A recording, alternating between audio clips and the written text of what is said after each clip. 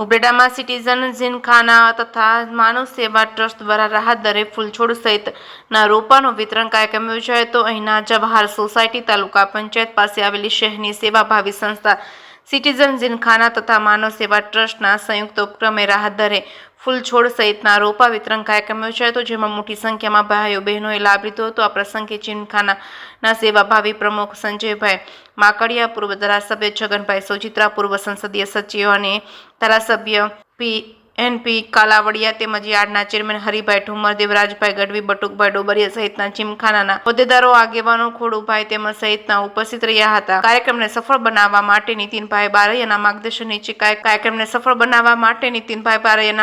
નીચે કર્મચારીઓએ ભારે જહેમત ઉઠાવી છે। જેકેસિંહ ગુજરાત સાથે અર્શી આહિર, ઉપલેટા।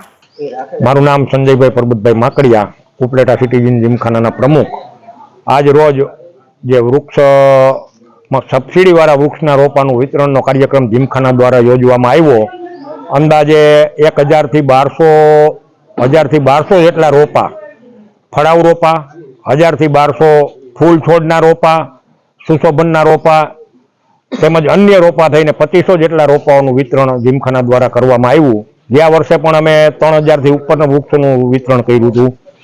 જીમખાના દ્વારા દર વર્ષે આવો કાર્યક્રમ દર ચોમાસામાં અમે યોજી અને જાજામાં જાજા લોકો વૃક્ષો વાવે અને જાજામાં જાજા લોકો આ તરફ વળે એના માટેના અમારા સતત પ્રયત્નો રહેશે।